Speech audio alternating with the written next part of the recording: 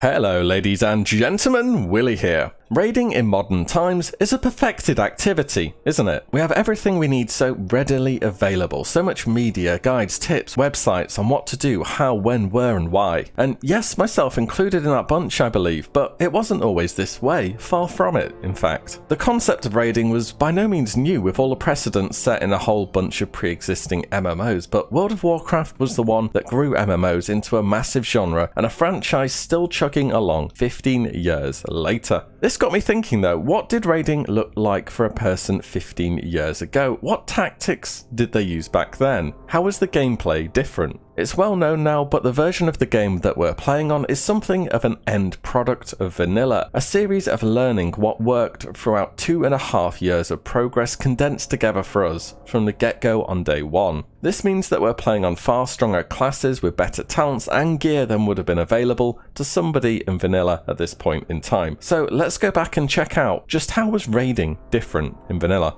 Combat was a bit different, shall we say, back in the day. It was much more dependent on how close you actually were to the mobs in question, even if you're in a group or a raid, let's say. This combined with the fact that, well, people died more, a lot more in fact. Laggy PCs, less game knowledge, threat issues all made this exponentially more of a problem. On top of this, your one combat res was Rebirth, and that had a 30-minute cooldown, and there was no resetting cooldowns like there is in the modern game when you wipe, which meant that it was worthwhile giving some people in the raid a special role. This was, essentially, to hang way back from the boss encounters, so when a fight started, you did not enter combat yourself, and if anyone important went down in the fight for whatever reason, you valiantly step up and press Resurrection. Yep, that was it. Your job was to AFK at the back, out of combat, and res other people. Keeping a distance didn't only keep yourself out of combat, but out of dangerous possibilities as well, which meant that bringing along pretty much anybody who could make their way into the instance or raid was a real possibility, since all they're doing is resurrecting. In later raids this was less of a thing, as many bosses had triggers to put the whole raid in combat, but for Molten Core, the out of combat hero was the real deal. In patch 1.9, Blizzard had taken notice too, fixing this and making it very difficult for raid members to stay out of combat during boss encounters. And I say fixed, not nerfed, as well. This was by patch 1.9, which was AQ, so by this point, Molten Core would have been about as easy as we're clearing it these days, so there wasn't really much left to nerf.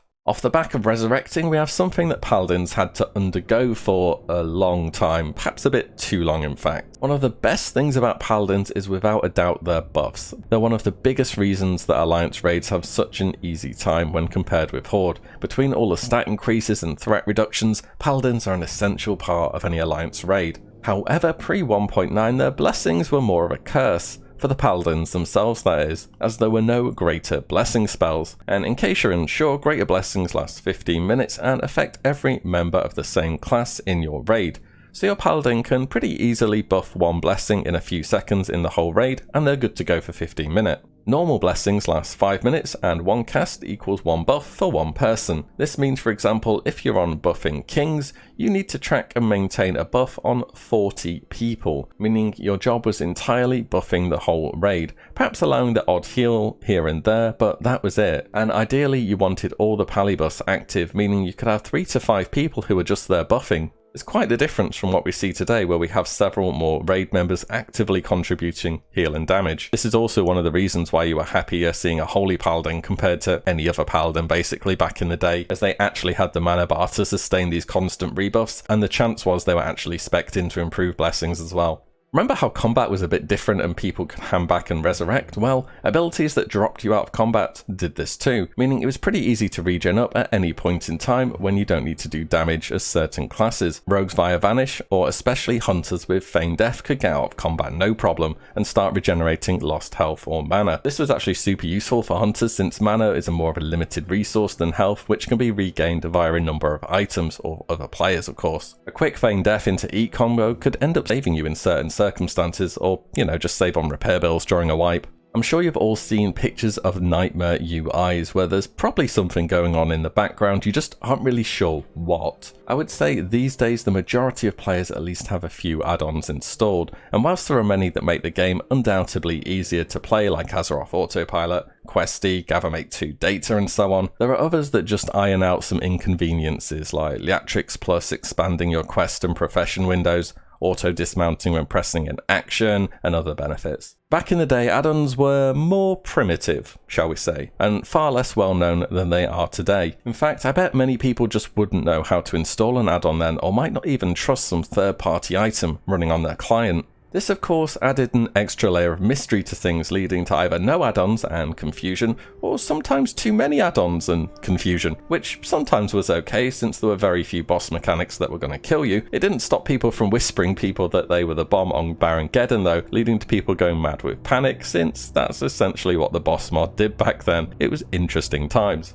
Another thing you may take for granted is that Blizzard have decided to carry over their modern raid frames from BFA into Classic. This allows you to very easily see everybody in your raid, no problem, and even sort them by class colour. Back in vanilla, without an add-on, you could only see your party, meaning you kind of had no idea what was really going on around you. Imagine trying to maintain buffs on your raid that you can't clearly see with no timers without add-ons. It'd be borderline impossible unless you have some kind of crazy stopwatch system set up on your PC. Another pre-1.9 one now. 1.9 seemed to be a pretty good patch overall. On Horde, you may feel a little bit cheated when you go and raid and you see the Alliance with their Blessing of Salvation. A passive 30% less threat is huge, and I've said it before, it doesn't matter how much damage you deal if your tanks can't keep up. Of course, for Horde nowadays, they have Tranquil Totem, which is still nowhere as near as good as Salvation, it being a totem that competes with Wind Fury and Grace of Totem, and is only a 20% reduction, but it's still something, right? It's better than nothing, so you can have a Shaman group with the classes that struggle on threat like Locks, and I know that struggle all too well. Anyways, before 1.9, this ability didn't actually exist at all. You only had threat reducing abilities available for your class, which made maintaining threat much more of an issue on the Horde side, and consequently, they needed to be much more careful in overdoing it. Now, this next one is entirely something of the player's own making. The loot systems are vanilla. So, you bring 40 guys along to a raid and a boss drops 3 items. Well, as you can imagine, that's a lot of competition, especially for those big ticket items like Perdition's Blade, Bone Reaver's Edge or Mage Blade. How do you decide just who gets what? DKP or Dragon Kill Points was the prevailing loot distribution system used back in the day, and some guilds still use it today actually, which I think you're insane if you still use it, to be honest, but each to their own. So DKP worked on a points accrual system where different things earned you points, like showing up on time, staying to the end of the raid,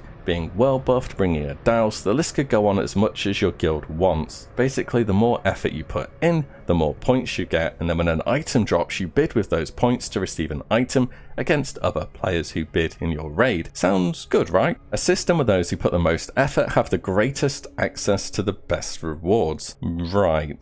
That is if the other players don't bid you up to make you lose points because they know it's your final item for best in slot, so you're in a worse position down the line. That is if people don't hoard points, meaning upgrades get passed so they can save for a different item. That is if the person in control of the vastly complicated DKP sheet doesn't make a few changes to suit his friends. You get the idea. So it's very unappealing for a new player to the raid. You essentially aren't getting anything decent for a whole tier. Nowadays, I believe many guilds go with a soft reserve setup, meaning if an item drops, only people who have chosen this item can roll on it, and then main spec over off spec roll. Pretty simple. More organized guilds will ask members to submit a loot sheet of their preferred items and then decide via council who gets what, based upon player choices, pending on considerations like performance, attendance, and so on. In Classic today, we have 16 debuff slots for bosses. It's pretty common knowledge, but it wasn't always this way, however. This is one of the things on a long old list, which is reasons why current raiding is so simple. This was an announcement made by Blizzard in advance of Classic, and it was pretty well received, to be honest. I'm a fan of it personally. It means I get to have a dot on the boss. Pre 1.7, there were 8 debuff slots, meaning you really had to choose which ones were the most important to your raid. Since up to 40 people would be benefiting from these debuffs, you needed organization and to make sure that Mr. Huntard over there wasn't taking up a quarter of the debuff slots with his Hunter's Mark and Serpent Sting. The extension at this point did allow more classes to spec differently to bring buffs that were good, just not quite good enough to make the top 8. And there has also been some arbitrary system in place from Blizzard about debuff priority, which made it so passive effects, for example, can't overlap active debuffs, so Deep Wounds can't replace the debuff slot from Sunder Armor. However, as far as I know, this has existed in the game for some time. And as mentioned at the start, the Classic we have today is a result of years of learning and tuning. Classes back then were overall far weaker, had less utility, less power, and more bugs than what we're playing with today. I did a video a little while ago about how classes looked with of their old talent trees that you can check out, and I found it super interesting to see how various classes have grown over time, especially survival hunters. Not only are the baseline characters better, the gear we're receiving is also better, having updated stats from later patches of the game, upping our power level even more so. Tier gear is pretty buffed up, basically across the board as well, or has been pretty significantly changed to fit a certain item theme more clearly. All in all, we're just so much stronger. Our servers are so much larger, even now with the expected fall off from Classic. A medium server outdoes even the most packed vanilla server, one with high population easily being 3 to 4 times the size of what they were back in the day. This means that your pool of potential raiders would have been so much smaller. The number of people capable, or people who actually had the time to commit, was so much less. Roles in high demand as the game went on became more and more competitive. You couldn't just pick someone up new who said they wanted to tank. You needed to gear them up, and with bosses dropping a couple of items and a linear gearing path, certain classes were a hot commodity, which meant that poaching was a real threat. You needed to keep your raiders happy that they were in a good place. Losing someone you've given top class gear to for a couple of months could be a huge blow to your raid team, especially if they were constantly on top of the meters or tanking. To top this issue off, eventually you got to the 4 horsemen encounter in Naxxramas. Well, a few people did anyway, and surprise, you suddenly needed 8 tanks. 8 Naxxramas geared tanks. Basically nobody had 8 tanks. You might have had 5, with 2 being kind of DPS that filled in sometimes, and guess who had geared tanks? The other guilds that you were competing with in Naxxramas, of course.